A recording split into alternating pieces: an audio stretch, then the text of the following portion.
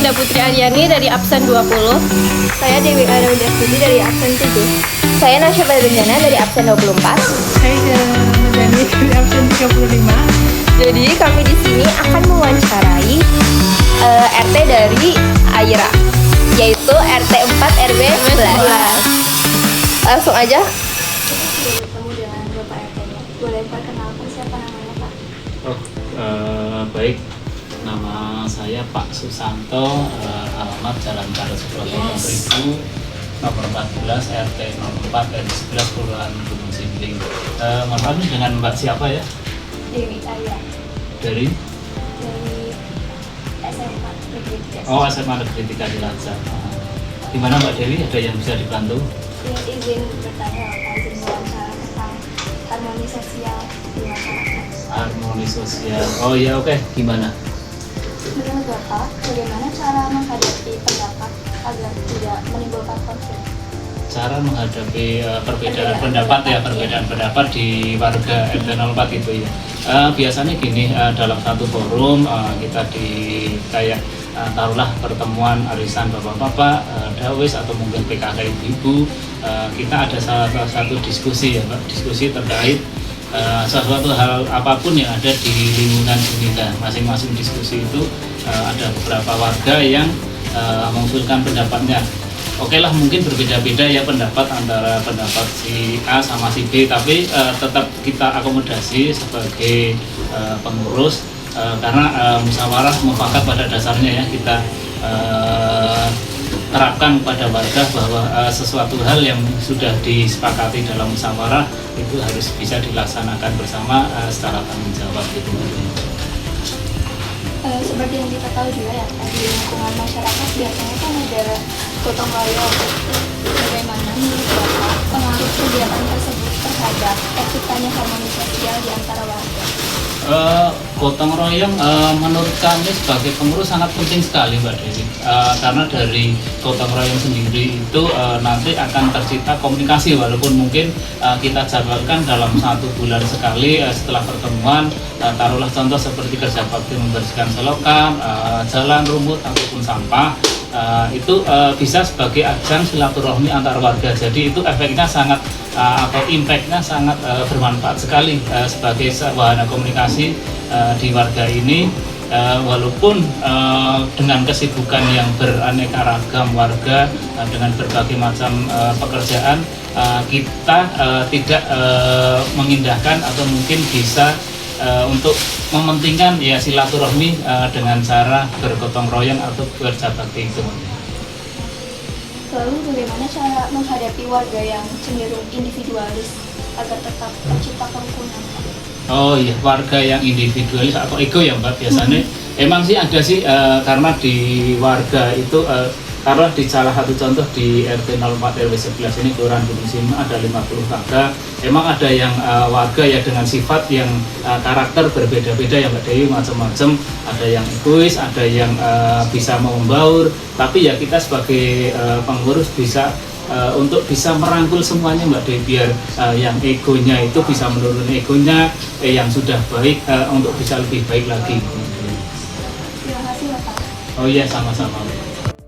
Mengapa harmoni sosial penting bagi masyarakat? Harmoni sosial, menurut kami harmoni sosial sangat penting sekali di masyarakat, karena dengan harmoni sosial itu bisa menjadi wadah berbagai aneka ragam sifat dan karakter di masing-masing warga, bisa agar bisa menjadi istilah satu kesatuan, walaupun berbeda-beda kita bisa menjadi satu kesatuan, menjadi dengan cara yang bergotong royong atau mungkin yang lain sebagainya itu. Maka dari itu untuk harmoni sosial itu sangat penting di masyarakat itu. Apa yang dapat dilakukan warga agar hubungan antar tetangga tetap baik? Yang dilakukan warga ya Mbak, agar harmoni sosial itu terjaga dengan baik, yang jelas kita yang pertama untuk toleransi kepada warga, walaupun salah satu contoh berbeda agama kita bisa bertoleransi.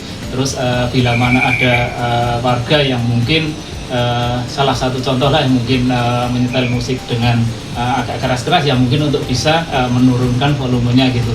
Kita menghargai antar sesama warga dalam berkehidupan bermasyarakat. Apa contoh kegiatan di lingkungan yang dapat mempererat persatuan warga? Salah satu contoh kegiatan warga yaitu tadi seperti kerja bakti yang kita adakan setiap bulan, terus untuk pertemuan arisan atau arisan sendiri kan ada dari Dawes, ada 3 itu dari Ibu BKK, ada juga nanti juga dari bapak-bapak dan juga ada perkumpulan seperti Pangguti Layon dan lain sebagainya, itu salah satu contoh. Bagaimana cara meningkatkan rasa peduli antara warga di lingkungan sini? Cara meningkatkan rasa peduli antar warga, kalau kita sih biasanya untuk meningkatkan rasa sosial ya Mbak, biasanya kita dalam pertemuan itu ada iuran untuk sosial seperti sosial orang sakit, sosial kematian, dan bila mana ada salah satu warga yang istilahnya kena musibah atau apa, kita langsung bergerak tanpa harus nunggu komando, seperti taruhlah menjaga rumah sakit atau mungkin ada yang terkena musibah kematian, otomatis langsung secara gerak cepat warga sekitar membantu gitu Mbak. Menurut Bapak, bagaimana cara menyelesaikan konflik kecil antara warga agar tidak menjadi masalah besar?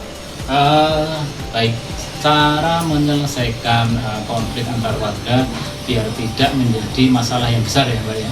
Yang jelas itu di masing-masing warga paling nggak untuk bisa menahan diri agar bisa menahan egonya ya Mbak, bisa menahan egonya biar antar warga itu bisa saling menghargai, tidak istilahnya kalau mungkin bahasa sini menang sendiri gitu, untuk menahan egonya paling nggak.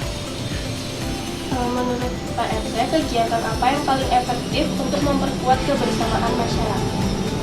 Kegiatan yang paling efektif yaitu tadi kegiatan yang paling efektif di lingkungan ini yang paling mudah yaitu seperti perkumpulan walaupun hanya 1 bulan sekali seperti arisan, silaturahmi, dan mungkin kayak kerja bakti dan ronda malam itu kita sebagai di samping sebagai untuk menjaga keamanan di malam hari juga sebagai sarana untuk berkumpul atau silaturahmi antar warga gitu, walaupun hanya dalam skala kecil tapi itu kan tujuan kita untuk bersilaturahmi.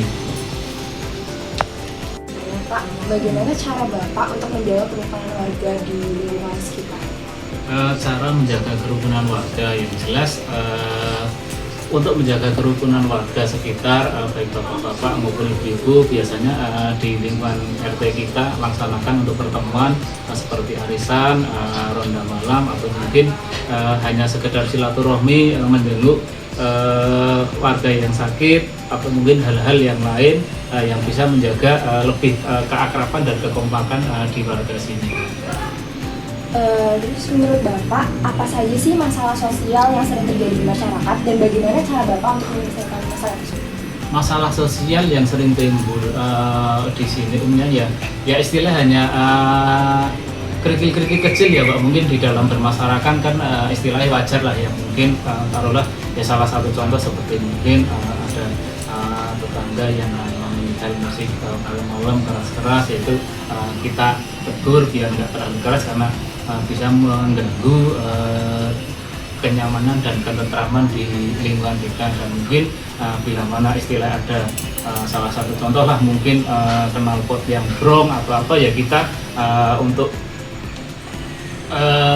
kita kasih edukasi biar dipasang kembali yang standar, karena itu bisa karena posisinya kita kan di dalam gang ya Mbak, kebanyakan di dalam gang dan mungkin bisa mengganggu. Jadi kita ya hal-hal kecil yang sepele yang bisa menyebabkan konflik di antara warga ya sebisa mungkin kita untuk hindari.